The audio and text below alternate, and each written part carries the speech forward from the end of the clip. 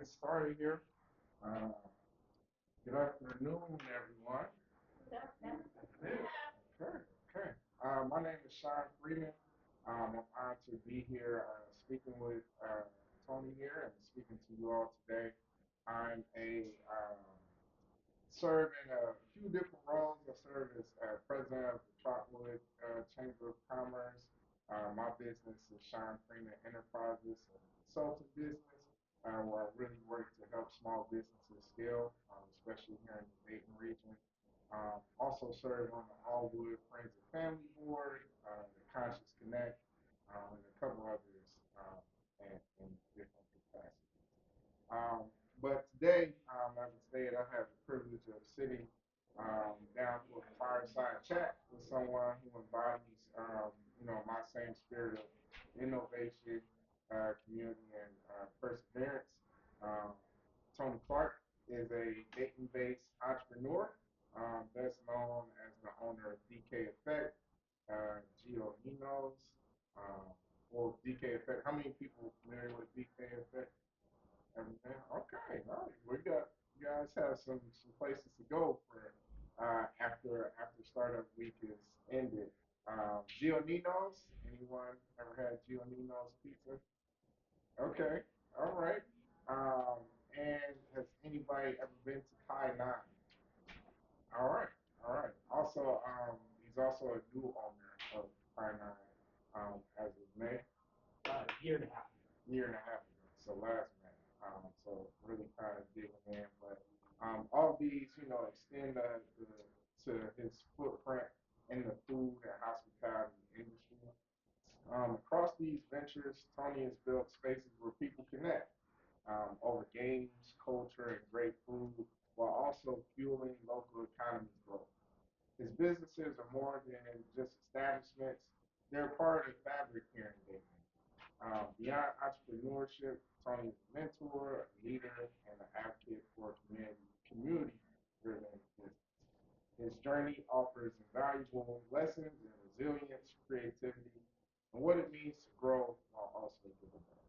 Tony, thank you for Thank you. doing everything. So we're going to dive in.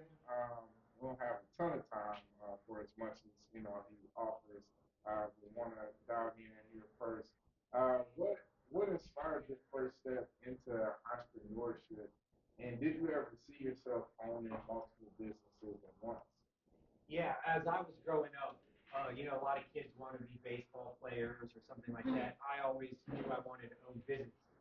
The problem was I didn't know what kind of business that I wanted to run. So from the time that I was a little kid, I had baseball card businesses and selling golf balls and building guitars and all sorts of stuff. It wasn't until I was in my 30s that I finally found some businesses that stuck.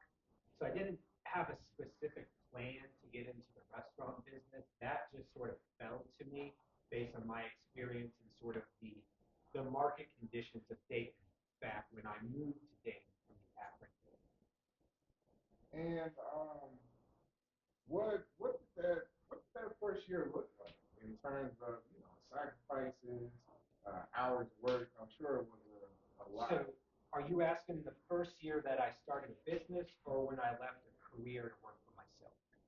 Let's go career to work for yourself. So just to catch everybody up, I moved to Dayton in 2008. I graduated from law school at the worst time to graduate from law school in '08. Couldn't find a traditional legal job, so took a job at Wright-Patterson Air Force Base. Worked there for 11 years. But what kept me in Dayton while I was working at the Air Force Base were what I saw just tremendous opportunities to build businesses and things. So around the time that I moved here, I started buying some property. I was a founding member and the legal expert at the Fifth Street Brew Pub. That's where I got my restaurant experience. I opened that, found that, and then started with DK Effect. And then that puts me about the time that I was about 10 or 11 years into my career. And I finally had a decision to make. This was in 2019. I think I'm ready to leave the safety of the government. I had a very good position there. People said I was crazy, but I left in 2019. That year, that first year was extremely busy and tumultuous for me. So Basically, it looked like this. On January 2nd to December 24th of that year, I worked every single day. 16 hours some days maybe only 10, but I worked every day between opening up that first pizza shop, my day job at the Air Force, I didn't quit that till June or July, and then opening up my Amazon DSP. I have a contract with Amazon. I have those Amazon Prime vans that run around. Not to mention that I also had DK Effect at that time, several properties. So that was truly an extremely busy year. And then I made sort of a pact to myself on Christmas of that year. I'm going to step back. I have a great team. Everything's going to be better in 2020. I'm going to hit the ground running, relax a little bit. And that lasted for about 3 months.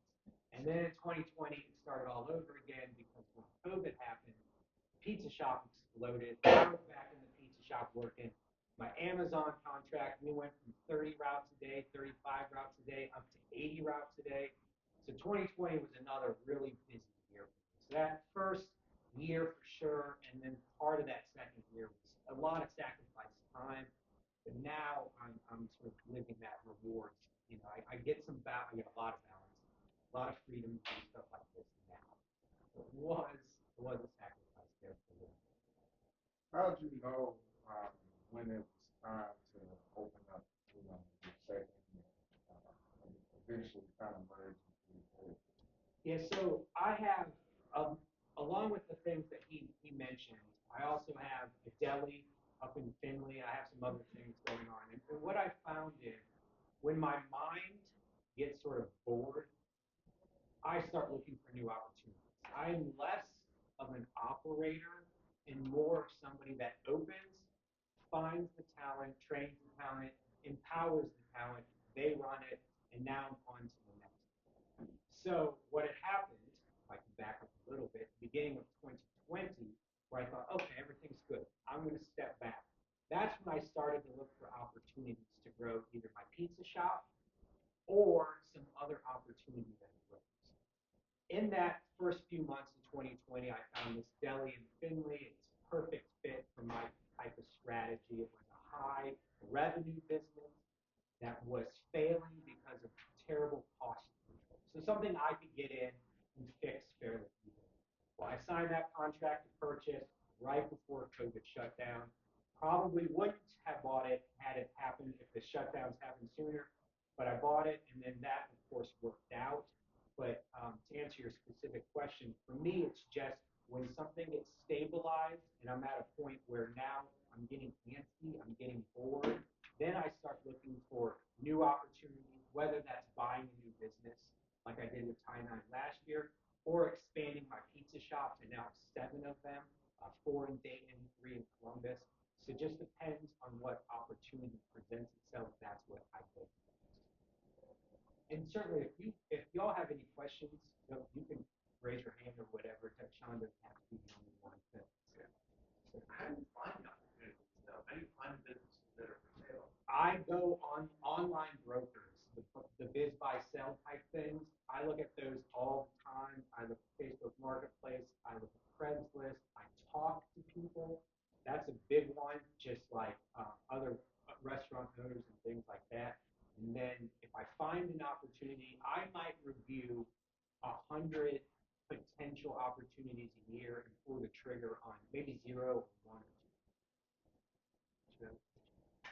Yeah, you mentioned the brew pub, but I'm curious about how you have kind of grown your business after you switched from law. So did you get explicit business training after that to go into what you're doing? So I have an undergrad in business, a master's in finance and a law degree.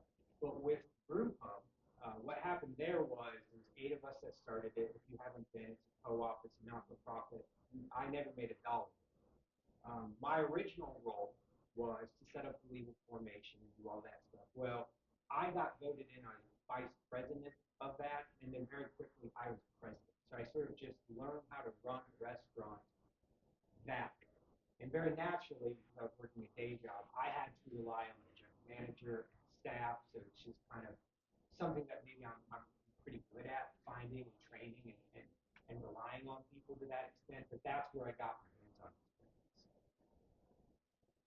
Now, running these businesses is no small feat. Uh, can you give the audience a sense of the scale as it pertains to employees and time and kind of management?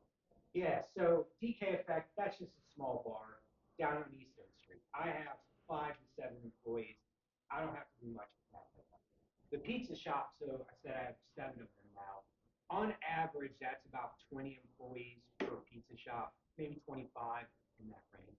My deli has about 30 people. My Amazon contract, my Amazon DSP, right now I have 170 employees there. And then Tie Nine's about 65. So the idea here is I don't manage all of these people day to day. I have a top level, top tier group of people that I talk to every day, remotely, in person, whatever it is. And then they manage the people to my sort of parameters. So I'm not there every single day talking to all these people as these businesses are all over the place. What kind of revenue or customer value does it take to keep, let's say, Gionino? Yeah. So this is a great question because again, the businesses are all different size. I try to set my pizza shops. Obviously, everybody wants as most money as possible, right? So let's just set that aside. We're not going to get to a $3 million pizza shop here in Dayton, Ohio with a new brand. I strive and set goals to be about $1 million a year shop. And in that $1 million a year shop, I can very easily and reasonably expect to make about a 15 to 20% profit on that without working in the shops. Now, I do have a couple shops that are higher than that, and then I have a couple shops that are lower than that. But on average, that's what we're trying to go for. Now, on the other hand, something like DK Effect, tiny bar, we don't, sell a lot of things. It's just a lot of beers and pizzas and things like that from next door. We're looking at about a $360,000 a year business. Very tiny, but I'm still looking at that 20% margin. We just have fewer employees, fewer overhead. I manage that. Tie Nine, you've been to Tie Nine, you know that's a much different experience altogether. That's a huge building, a lot of overhead there. We're striving, we're currently at about $3.5 million in revenue. We're trying to push that to the 4 million. So if you noticed in the last year and a half, we've really been running the restaurant almost 2 years with my team. We've expanded hours. That's kind of how we're trying to get up there. We're offering delivery. That's trying to increase, revenue. And then we're rolling out a big catering thing here this week. So that's going to try to get us to that 4 million. That's kind of how I look at it. And all the restaurant businesses together, we're looking at that 15 to 20% margin. Now the Amazon contract, that's about a $7 or $8 million a year business. I'm really hoping for 10 to 12% there. It's just a different market. That's just kind of what Amazon pushes us there. Some questions? Uh-huh. Yeah. Thank you. I'm just wondering, because you seem like it's having business now, why did you want to get involved in that nonprofit with maybe no money? Yeah, that's a great question. So a big part of what I do is obviously I want to make money, right? I own business. But another big part about it is making my environment better. I try to be somebody who improves the community. At the time that I founded the Brew Pub, it's right here, you can attest to this, I lived in St. Anne's. And this was a building where the Brew Pub was located that has been, it was just trashed. Holes in the roof, leaning sideways, it was an eyesore. So at first, the neighborhood, what was it, 44 of us, got together and bought the building. We tried to stabilize the building and then try to find a business that could go in. Well, at that time, we're talking 2011, 2012, there weren't too many businesses willing to invest in the neighborhood. So a subset of that 44 people, 8 of us, took it upon ourselves to, we stole the idea from somebody in Texas, a not-for-profit group. We thought this was the perfect time back then. Ohio just changed their laws on brew manufacturing and stuff like that. We thought this is a great time to do it. We went out and we raised more money than we thought, faster than we thought, and the idea just took off, and it's been successful since then. So it's really a lot about just strategic luck and time. But yes, that was not about making money. It never was. It was about improving my neighborhood. Similarly, since then, I moved to Huffman.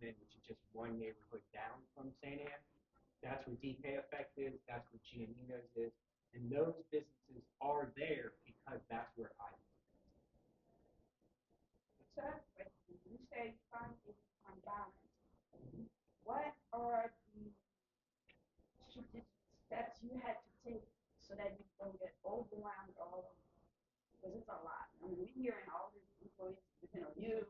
How do you go to bed so you're not so stressed? Like, am I able to pay everybody? Like, what are you doing to take care of yourself and find balance? In 2019, it was a struggle because I was running all these businesses hands on. But very quickly, I got very talented people in that could run these businesses equally well or better than I can from an operational standpoint. And once you find that and once you trust these people, then you can step back to what I think are my skills, like analysis, identifying new projects, training, teaching, and mentoring, right? So yes, you're right. It is very stressful. 2019 was a hard year for that because it's all on your shoulders. But once you get the core people in place, these people have skills that I don't have, and we just focus everybody in the team focuses on what they're best at doing, and that's made things a lot easier. How did you find those people that you trust to help run the business? It's a lot of luck, I guess. So the person who helped me at the brew pub, he worked at the brew pub for several years, and then he went away to Buffalo Wild Wings for a corporate job. And then just very coincidentally, he called me up and said, "I'm sick of the corporate world. Do you have anything available?" I said, "Absolutely. Could you help me at my pizza shops?" And then he came in and he helped stabilize things for me, helped I could take my eye off a little bit. And then again, we opened up our second store in 2021, second pizza shop. And that shop in Kettering exploded. It was super busy. I called up my sister. My sister's long-term partner worked at Applebee's. I said, "Hey, can you come down here and help me for like 2 weeks?" He comes down here, loves it, ends up moving the 3 hours from Akron, and he's been running the shops with us now since 2021. So I can't say like it's a replicable thing. It's just sort of the luck that I've had. The original guy, the first guy that was running the brew pub, I just found him online. We interviewed like 30 people. He was the best fit. Hired him, and we had a great relationship. So it's just sort of the luck of knowing people. I didn't catch the feedback guys in the what's the name of the pizza shop? Gionino's Pizzeria. Oh, With these different businesses, some different business models, what systems are you using to kind of keep track, whether it be POS system or accounting tools? Yeah, I'm pretty. I shouldn't say this in a video like this. I'm not really that tech savvy. I don't have a lot of great products. Here's what I have. I have the perfect POS system for the business at hand. So the pizza shop has its own, Time 9 has its own, DK Effect and Deli have their own. But what I require from these POS systems is I want to see daily reporting on my sales, my labor, my comps, the real nitty gritty stuff. I look at those every night before I go to bed. I read all of my reports. So that's one thing. Another thing I have an amazing bookkeeper in QuickBooks. She handles everything. She checks everything, and then every month I'm looking at P&L. These are my systems, if you will, that are in place. As long as we're in guide rails that I set up, then traditionally we've been fine as it relates to being profitable. But you have to stay on that stuff every day. Why is labor high today? Well, it's because of this. Whatever. You're always asking those questions so your team knows you're paying attention to those details. AI type thing for what you run your business and handling all the Not in a sophisticated way. If you follow Ty9 on social media, we do really stupid AI generated advertisements that have a lot of engagement. We've tried some AI stuff. We've even tried like an AI ordering phone answering system. It wasn't good. It's not where it needs to be. It just frustrates customers. So we don't use a lot of AI for that stuff. It's more for goofy, silly fun. oh, talking about something like your zone, if you will, and like you're living in that. How do you step into that confidence as a owner of like, this is where I'm at, I'm not going to, because the something I see is like that you are jumping into confidence, there's no real practice for the team to really here? How did you step into that office? So part of it is I spent 11 years in the Air Force, and I, as an employee, would be extremely frustrated when a general or a lieutenant colonel would try to dictate how I did my job. So when I left, it was just very natural for me to say, okay, I'm hiring you for this. You've demonstrated skills that are greater than me in this area. I'm going to let you operate, but here are your guardrails, here are your parameters. As long as you're within here, be creative, do what you need to do. It's so maybe it's just come natural to me, or maybe it was learned through 11 years of I don't want people telling me to do all these things, micromanage me in such a way. Therefore, I'm not going to do that to my people. I'm going to trust them. But it has been fairly natural for me to do that since the day. I think a lot of times entrepreneurs assume that we're just gonna like start our own business from the ground up.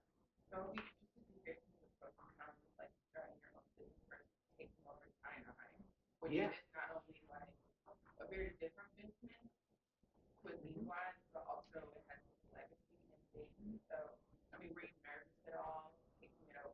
Well, Thai Nine is my favorite restaurants in Dayton. I've been in Dayton for 17 years, and I think 14 of my birthdays have been celebrated there. So my nervousness came into I don't want to ruin this for me, but I don't want to ruin it for everybody else, right? So that was a little bit of it. And also, it was a big investment for me, dollar wise. We're talking about I paid 2.5 million for it, so I have a loan at 2.1 million. That is kind of sickening in a sense. But no, I've had much bigger. He has a question on this later, but I had much bigger push all my chips in on other times in my life, so I don't feel nearly as nervous now. It's not, even though it's a bigger number, it's not as big as my net worth. Um, so it's a little bit. It's just I guess it's scales. So in the beginning, yes, any little tiny thing that I did was hard because it's I have nothing to push all my chips in the table. Then you get to a point where you're making bigger bets and they look a lot bigger on paper and you see that, but it's not pushing all your chips. What's one operational headache that surprised you the most, and then how did you solve it? Yeah, so I kind of um, after the brew pub, so like flash forward to 2019, 2020 with the pizza shops and the Amazon thing, I sort of had my expectations backwards. I thought on those new businesses, I would have a hard time finding top level managers and a real easy time finding shift leads and things like that. Well, it turned out that struggle was in that mid tier um, night shift leads and stuff like that. It's been a real headache, and that's a key to your operational success. You can have a great manager in there. That's awesome. They're going to do a great job, but when they're not there, you need to have some good leaders in there. And that's something it struggled with for a long time. And it turned out we were just basing our pay on old scales. Everything changed in 2019. And we were basing things like on what the market said was good 2 years before that. We needed to adapt, and then we did, and we were starting to pay a little bit more than everybody else. And then once we figured that out, we did a lot better. So that was a growing pain that I had to go through because I just assumed it was going to be the opposite. So I wasn't prepared for it until we started struggling. Kind of lean into a different subject with this. I think every entrepreneur has somebody who, has had a good influence on them. Um, how did you find the right mentors among your community? This is again, it's one of these questions where I should probably not answer this honestly, but I'm going to. When I first started, I had a hard time finding mentors, and honestly, I didn't really find them. Because here was the problem. I was investing in a place and time, Dayton, Ohio, in 2009 to 2015, where nobody wanted to do this. So the people I were talking to were like, no, that'll never do it. You wouldn't believe how many people told me the brew pub was or how silly it was to open a pizza shop and a bar on East Third Street when nothing's around. So I struggled to find real mentors in that period. But instead, what I would do is I have natural curiosity, and I would talk to business owners and just talk about problems that they have. If you've ever met a business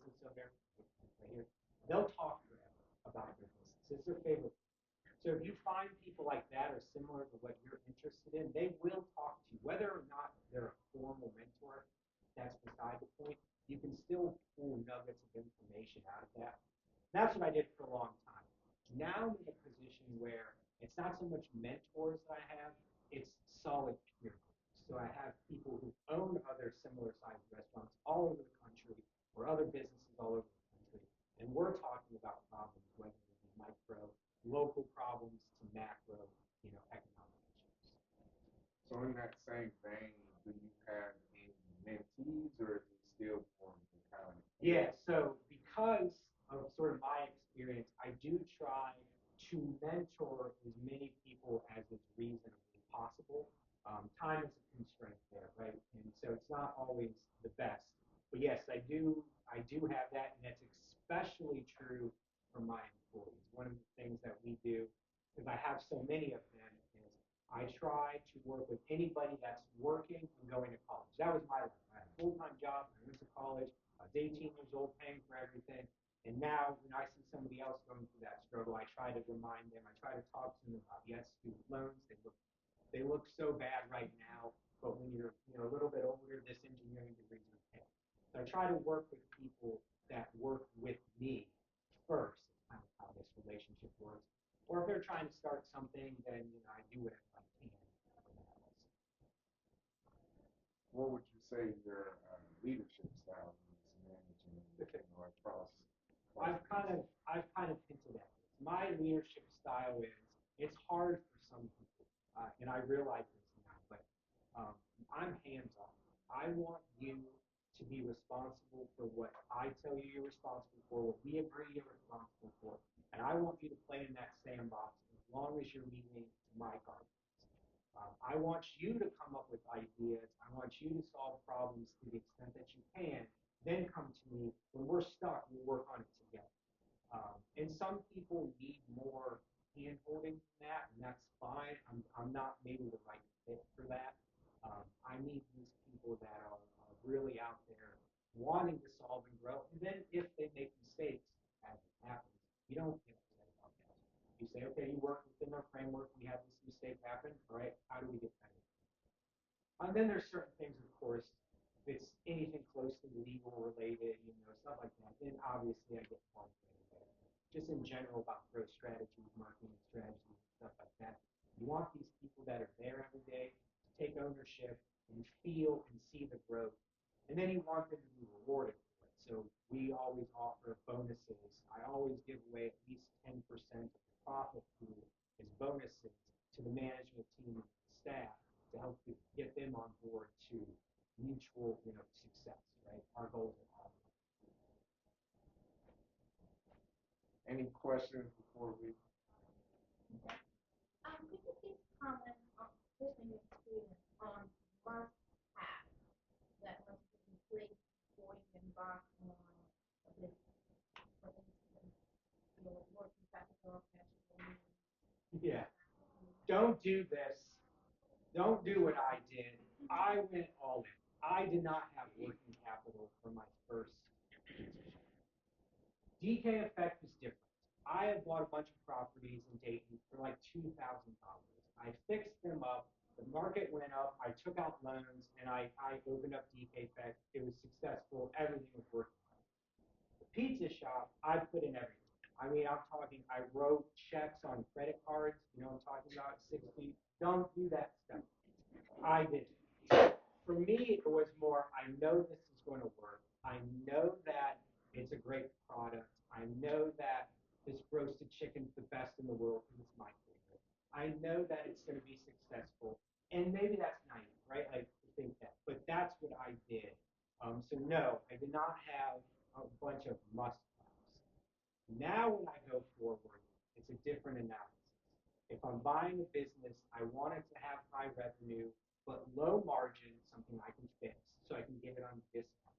If I build out a business, which now admittedly is getting very hard with inflation and all this stuff, I need to make sure I do it cheap enough that I can get paid back in 2 or 3 years. So now I have different parameters, but starting off, I didn't have the luxury of that. Like I didn't have money, didn't come from money. So I did everything I could do literally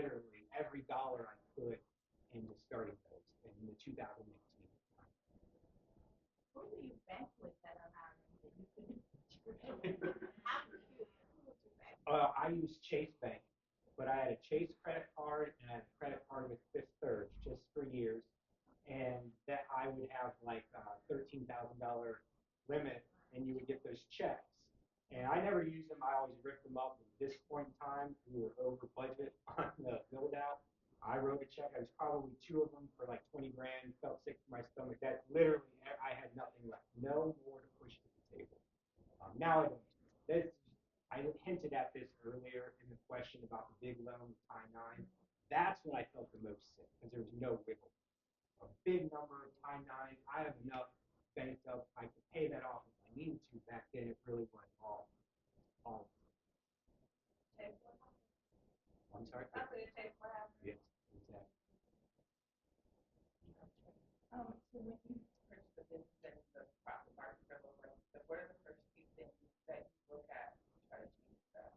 So in my experience, this has happened a little bit with Tie Nine and it happened with Deli. You have amazing owners that create something and they pour their heart and soul into it.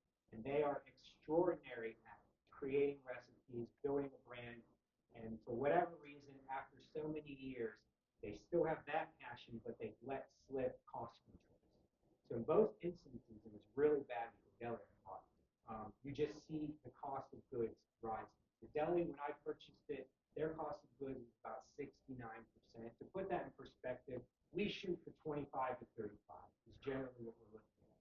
When I was doing my due diligence on the deli, I was up there looking at their pricing, looking at their products. They were selling 20 ounces of soda at a loss. Every single bottle of soda that they sold, they were losing money.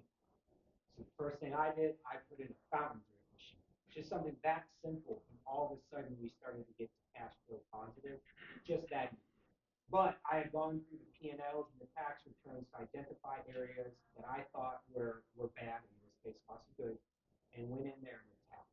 And that's kind of what I look for because I have been able to buy things much cheaper than if they were really, truly clean businesses. The multiple in their EBITDA would have put the price pretty much higher.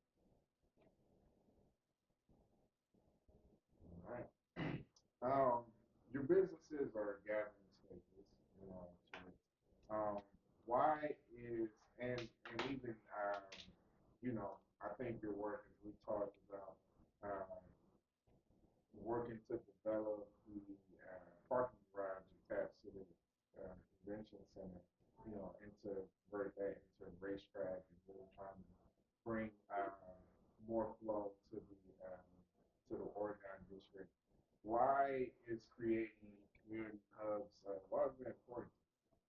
It all stems back to that Fifth Street Brew Pub idea, right? If I'm going to live here, I'm going to want to create things that I want to participate in and that are bringing, in my opinion, value to the community. So obviously, every business needs to be profitable, but it doesn't always have to be the main driver, especially if it's your home, if it's your neighborhood, if it's your friends, if it's your associates that are going to be using those businesses.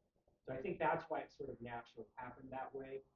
I had a lot of investments in the neighborhoods anyway because I had a bunch of homes that I had purchased. So now it's let's make this all better by getting things here that people will want to enjoy. And that's similar with racetrack. It's just not the best idea from a business standpoint. You can get a better profitable racetrack indoors somewhere, but how many cities have a racetrack on the fifth story of a parking garage overlooking downtown? It's something that would be cool, unique, and kind of make you proud to be from the city. That's sort of what I look for. I think that probably answers it, which is sort of where I live, this is where I'm from, this is what I want to see. You did? No, it's real. I was like, Yeah. Yeah. it's like a mind-blowing moment. If you are interested, go up on that fifth floor of that parking garage and just imagine hitting a ramp and overlooking the entire city. It's really cool. Will it happen? I don't know. I mean, we're working with the city to try to make it happen, but that's the idea.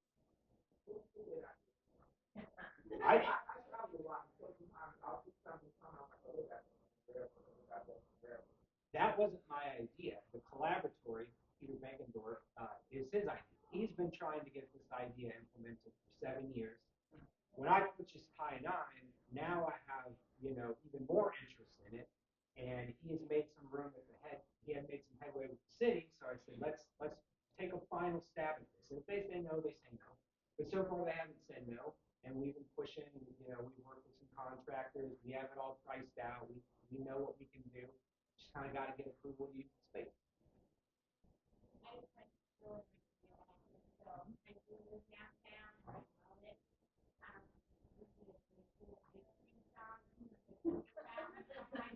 I know somebody please open up line. I would say it's in a different area, but I mean, you got a ball field, you have river skating, and there's no use of line here. I just thought I would throw that out there. You're 100% right. That is a huge opportunity. The neighborhoods all ask for that, and we'll see what can happen. Who do you listen to over like from who are your favorite people to learn from now? The person that I learned the most from was Warren Buffett. I, for my whole life, have been consumed by his biographies, autobiographies, whatever. Just his approach on how he identifies opportunities is a little bit similar, although a totally different scale, obviously, than what he does. He's looking for things where he can get great managers in and long-term investments, not quick, flip, and get every penny that you can out of it. That sort of mirrors how I do. So anything on him I read and sort of obsessed with. What would you say is next for you? Are there any industries you would like to go into? Sure. So we have some active plans. First and foremost, with Tie 9, I've talked about how we're trying to optimize that a little bit, expand hours, get catering, just bring it to its full potential. But what's not public yet, and there's nothing signed, so this could change at any point in time. We're actively looking for a second location with outside of town.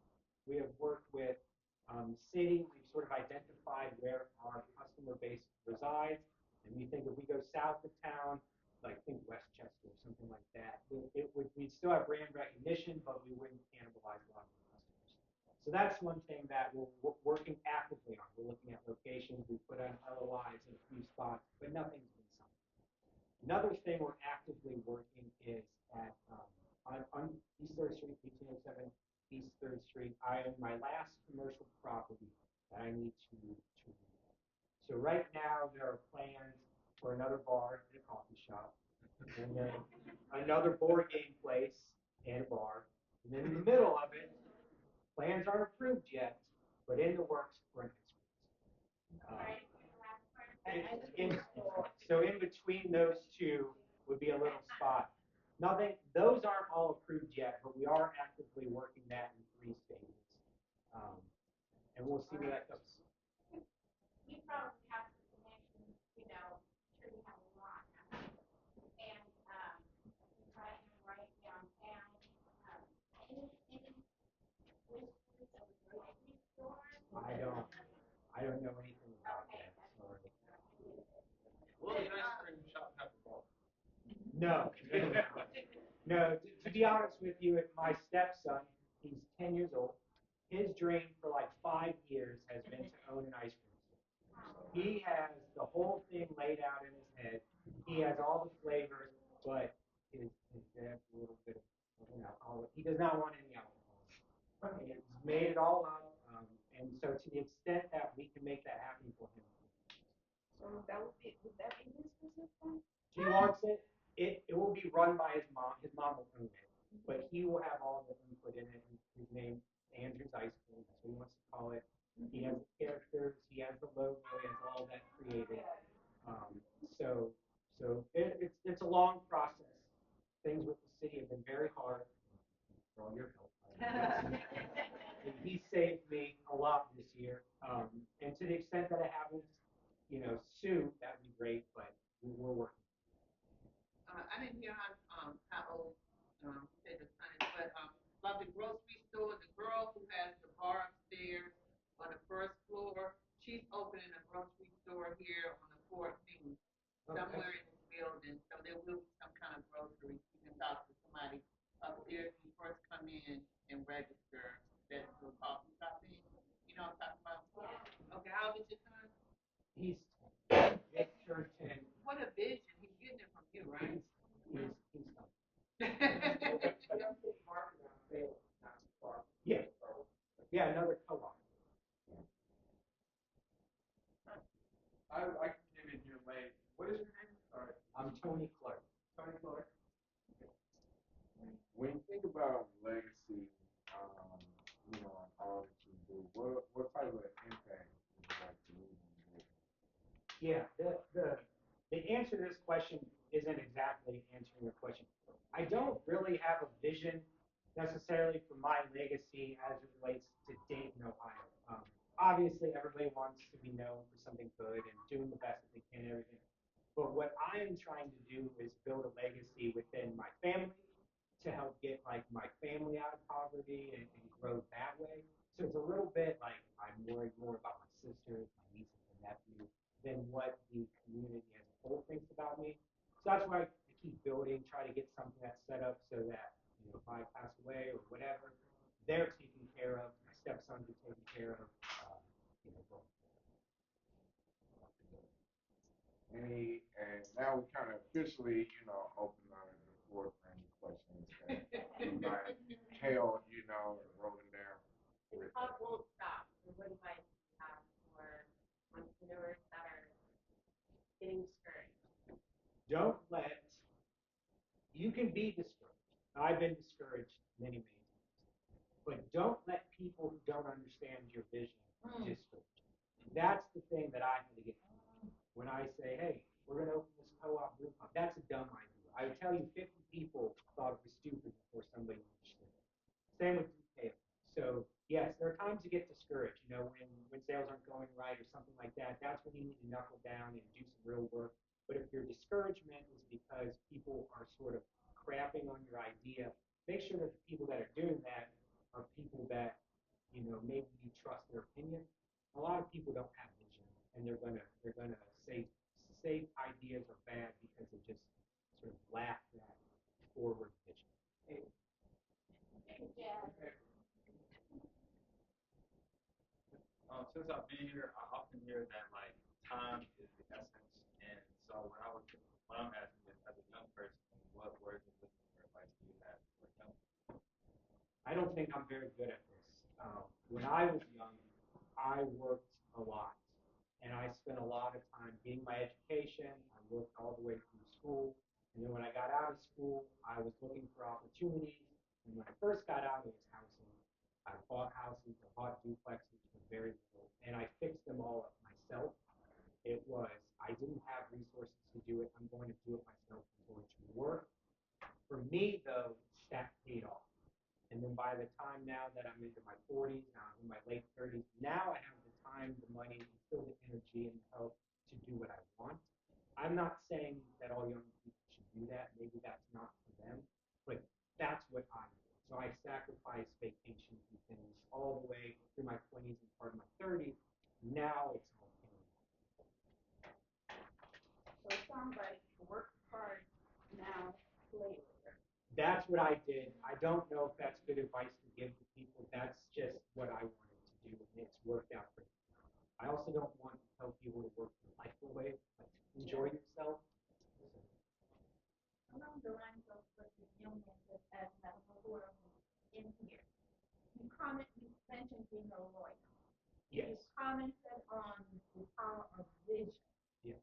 That you can see what you want and you had enough know-how as to how to get there. And just as important, the importance of being able to communicate, to articulate. Because I think many times people can see things or they sense things, but you have to be able to communicate and articulate Yes. to get other people on board. Please talk about it. That's a great point. And I can give you an example of this with Fifth Street Brew Pub. Again, well, I could talk to you about this idea back then to a blue in the face. But where we succeeded, I think, when others have failed, is we took you to that building and showed you artist renderings of what the building will look like when it's done. So you walked in the building and it's falling down, you're like, why am I here? But then you can see what it's supposed to look like, and that inspires people, especially if you can talk about a mission greater than, oh, we're just going to make beer, we're just going to sell it. Similarly, you heard me talk about if you can, go to the fifth story of that parking garage and look out. Going there and seeing does way more than me explaining.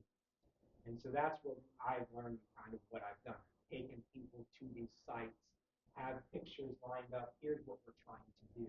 And that has been easier to sell vision than me just sitting on it. Who's that guy you point to over there? He's a friend from my neighborhood. Okay. He works for the city now. Okay. And so he saved my bacon a couple times this year. He saved your what? Bacon. But he saved me a couple times this year when the city was getting slow. He comes in and nudges them a little bit and helps get things done. So what's his job title name? So what is your Well, I would like to introduce yourself, or you should write about. Sure. My name is Keith. I work in economic development for City Hall across the street. So we have a business in Tony's being very kind, thank you. But basically, my goal is to be like a facilitator, problem solver, and help us get to the next level, whatever that may be. And he's helping. I'm dead serious, honest. This last year has been hard in the city. He's helping. So when you bought the pizza shop on 3rd Street, the argument was something else too, because there's nobody over there. What did your marketing look like? Where did your customers come from? I feel like we're always location is very important, but Yeah, so I already had DK Effect. I put every dollar into that building because I didn't buy a business. I bought a service station that had it had environmental problems and had tanks and stuff that I had to remove. I put every dollar in it, so I didn't really have a marketing budget. My marketing was literally I would work in the morning, I'd get through lunch rush, and then I would go out into the community and give out. I'd go to 5 businesses and give them 5 pizzas and talk about why my product is so good. I did that for months. It worked. We had the tornadoes rip through. Business fell down. Built it back up. Then we had the shooting happen, and business dropped again. Then I built it back up. Then COVID happened, and that's when it took off. So that was my marketing budget. I'll give you some free food. I'll talk about why our chicken is so good. I'll let you taste it, and then hopefully. Wondering, with opening, we own a lot of alcohol focused or bar focused businesses are the ones that are coming with the shift in decline of alcohol consumption. Like that, how do you do? I assume you're thinking about that and aware of that. Yeah. So DK Effect, great example of this. When we opened, we had 40 taps. It was like some of the most around. Now I can tell you we can get away with probably 12, 15 bars. But what we've done is we've expanded a non-alcoholic cocktail menu that you think would be like a kid's menu. It's not. It's quickly grown to be our more popular side. So the other businesses, that's mainly what they're focusing on. There'll be cocktails, there'll be drinks and stuff, but there's a whole non-alcoholic side to it that's more thought through than what I've done at the arcade bar, because again, it's an arcade bar. It's sort of similar. But yes, business. Mine's non-alcoholic bottle shop distribution. So that's what I was thinking. Yeah, it is a 100%. We see it in all the numbers. Yeah. Beer is falling down, liquor's going up a little bit, but overall alcohol sales are strong. Last question. I'm so immersed in the man. I think it was asking what all businesses. So I have the 7 Gioninos, DK Effect, Tie 9, my Amazon business, at the deli in Finland. I have a large vending business that does like schools and stuff like that. And then I have an electronics repair company that focuses on all sorts of old electronics, but also arcade games because I have two arcade players, so they sort of work for us also. How did you come up with this diversification of the business? Just as opportunities presented themselves. There was no plan from the beginning. This is what I'm going to do. Just as things presented themselves, where I found a need or something, like the electronics business, I use all the time to repair all of my games and stuff for my bars. They fix my phones or my Amazon business because we have 100 phones out every day. So it's just sort of bolted on. Okay. Yep. Awesome. Thank you all. Thanks, Tony.